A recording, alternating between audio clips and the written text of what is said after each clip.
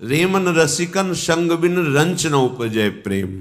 बिना प्रिया प्रीतम के प्रेमी रसिकों की संग वृत्ति के प्रेम नहीं उत्पन्न हो सकता। यदि आप कहीं भी अपराध करेंगे तो जिन रसिक का संग करते हैं उन्हीं से आपका दोष दर्शन बन करके वहां से कनेक्शन कट जाएगा, संबंध कट जाएगा। सिद्ध बात है। सृष्टि में कहीं भी अपराध करोगे तो आपके गुरु से आपका भाव कमजोर हो जाएगा और आप पतित हो जाएंगे। क्योंकि यदि गुरु पर निष्ठा और भाव है तो किसी की भी सामर्थ्य नहीं है कि उसका पतन कर सके। न काम की, न क्रोध की, न लोभ की, न मोह की, न मद की, न मत्सर की। बड़ी महिमा है गुरु चरणारविंद के कवच की। पर कहीं भी उनसे अपराध नहीं किया, पर कहीं भी सृष्टि में धर्म विरुद्ध आचरण करोगे तो वो मलिनता सबसे पहले वहां से संबंध काटेगी जहां से आपकी रक्षा हो रही, क्योंकि अब आपको दंड मिलना है। चाहे जितना गुरुदेव अनुकूल हो और आप किसी भी जीव से द्रोह कर लें, वहीं आपको दोष दर्शन होगा और वहीं आप कई तरह के दोष प्रकट हो जाएंगे, अश्रद्धा हो जाएगी। क्योंकि वो संबंध कटे बिना आपको दंड नहीं मिल सकता। अगर गुरु की करुणा दृष्टि है और आपका दृढ़ आश्रय है तो काल की भी सामर्थ्य नहीं कि आपको भयभीत कर सके। समुझ जे आए शरण ते डरत ना काल डर। ये बहुत सूक्ष्म बात है, इसे पकड़ लेना।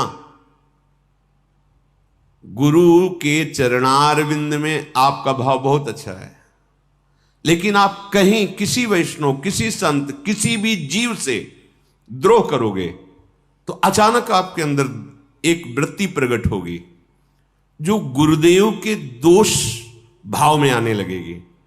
चिंतन बनने लगा, नकारात्मक चिंतन आने लगेगा।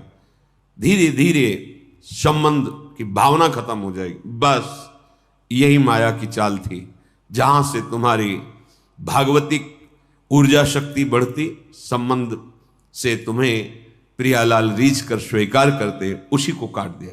डरते रहो, कहीं कोई अपराध न, गुरु अपराध की तो बात जाने दो, कहीं किसी से अपराध न बन जाए। नहीं, सबके हृदय में वो विराजमान है, अखंड मंडलाकारम व्याप्तमेन चराचरम। वो जहां से तुम्हारा काम बनना है वहां से अश्रद्धा हो जाएगी। फिर चाहे जितने बड़े महिमा स्वरूप में चले जाओ, तुम्हारा काम नहीं बनने वाला। कई ऐसे स्वभाव के जन होते हैं, कई पासे फैलाए रहते हैं, ये ना जीते तो इससे जीत जाए, वो किसी से नहीं जीतेंगे। यह मार्ग है मन वचन कर्म से स्वीकृति। और मेरे गुरु के संबंध में कोई प्रहार न कर दे, ऐसा सावधान रहते हुए किसी से भी द्रोह नहीं करना, किसी का भी अपराध नहीं करना। ये डरता रहे कि अब मेरा जो परम लाभ का संबंध बना है, इससे कहीं उसमें कहीं स्थूल भाव ना आ जाए, प्राकृतिक भाव ना आ जाए, मायाकृत दोष दर्शन ना होने लगे। तो वही गुरु कृपा धीरे धीरे आपके हृदय में ऐसी सामर्थ्य प्रदान करेगी कि आप निर्विकार हो जाएंगे, निश्चिंत हो जाएंगे, निशोक हो जाएंगे। निश्चिंत, निशोक और निर्विकार हृदय में सतत स्मरण चलता है, अखंड स्मृति। उसी अखंड स्मृति को तन्मयाहा कहते हैं। उसी तन्मयता में गुरु प्रसाद से फिर हमारी रुचि श्री जी की सेवा में बढ़ने लगती है। सेवा में रुचि होना ये साधारण स्थिति नहीं है। श्रीपाद कह रहे, पहले तो गुरु चरणों का आश्रय लेकर श्यामा श्याम की दीक्षा प्राप्त करे। तद्वंदे ममकारतोद्भुत तमाद यस्याद्भुतान्वक्षणो लाशाह श्री बनराज सीम सुमहाभावम तमेस्तुमः। फिर युगल किशोर प्रभु श्री श्यामा श्याम के प्रति ममता बुद्धि होती है। प्रियाजू, मेरी प्रियाजू, मेरी स्वामिनी, मेरी लाडली, मेरे युगल सरकार, ये ममता बड़ी महिमा की बात। ये ममता कहां से उत्पन्न होती? गुरुदेव के चिंतन से। सच्ची गुरुदेव का आश्रय, शरणागति, दीक्षा, और जब वो कृपा करके लाडली लाल के चिंतन में भरे हुए तुम्हारा जो शरणागत भाव है उसको देखकर तुम्हारा चिंतन किया, तो जो ममता गुरुदेव के हृदय में प्रिया प्रीतम के प्रति विराजमान है वही अवतरित हो जाती है हृदय में। वो हमारी साधना नहीं है, हम प्रिया प्रीतम से प्यार नहीं कर पाते, गुरुदेव का प्यार ही हमारे हृदय में प्रिया प्रीतम की ममता के रूप में उतर जाता है। सत्य सत्य परम सत्य, क्योंकि इस हृदय को देखा है। ज्ञान विज्ञान वार्ताएं सब एक तरफ है, प्रिया प्रीतम से ममता केवल गुरु चरणारविंद की सानिध्य और उनकी भीनी कृपा दृष्टि से है। जब ममता बुद्धि श्री जी में हो जाती है तो प्रतिपल उल्लास प्रकट होता है। प्रेम सहित हुलसात सेवा श्यामा श्याम की कीजे मन ही भांत दिन दिन प्रति अनुराग सो।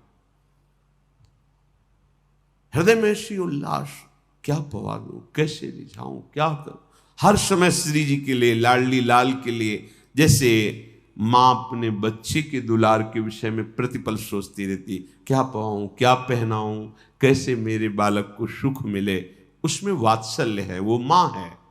इससे अनंत गुना उपासक के हृदय में आराध्य देव के प्रति दुलार प्रकट होता है। ये ममता श्यामा श्याम की तभी प्रकट होती है जब जगत में समता हो जाती है। संपूर्ण संसार में समता और श्यामा श्याम के चरणारविंद में ममता, ये तुम्हारे से नहीं होगी, ये गुरु प्रदत्त उपासना से होगी, गुरु कृपा दृष्टि से होगी। जो लोग कहते हैं बिना गुरु के कल्याण, कल्याण हो जाएगा, हम कल्याण के विषय में नहीं कहते, लेकिन जो प्रेम की भूमिका है, ज्ञान की भूमिका है, उसमें गुरुदेव की कृपा के बिना नहीं। वैसे भी जैसे किसी जंगल में फंस जाओ, तुम्हें मार्ग का पता नहीं तो तुम्हें गुरु चाहिए वहां, जो पूरे जंगल को जानता हो और कई बार निकल चुका हो, कितनों को निकाल चुका हो, वो बताएगा इस गली से नहीं, इस गली से आओ, और उसके गाइड से, उसका अनुसरण करने से आप निकल जाएंगे। ये संसारण्य है, बड़ा भूल भुलैया का मार्ग है इसमें। कल एक उपासक कह रहे थे, इतने प्रवचन सुने हैं, इतने शास्त्र पढ़े हैं कि हमारा दिमाग बोझा बन गया है, कहीं रति नहीं हो रही, कहीं भजन नहीं बन रहा, फंस गया, भूल भुलैया में फंस गया। अगर गुरुदेव का वर्ण करके उनके अनुसार उपासना में लगा होता तो ये प्रश्न नहीं उठता। अपनी बुद्धि, कभी योग, कभी कर्म मार्ग, कभी ज्ञान, कभी वैराग्य, कभी ये, कभी, कितना अनंत सागर है हमारा प्रभु। तो क्या करें, गुरुदेव प्रदत्त नाम और उपासना में चित्त को जोड़ दो।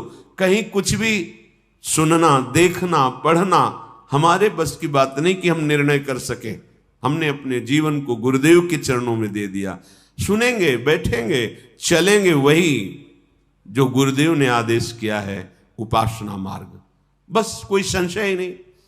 तो श्री श्यामा श्याम में प्रतिक्षण ममता बढ़ती रहती है।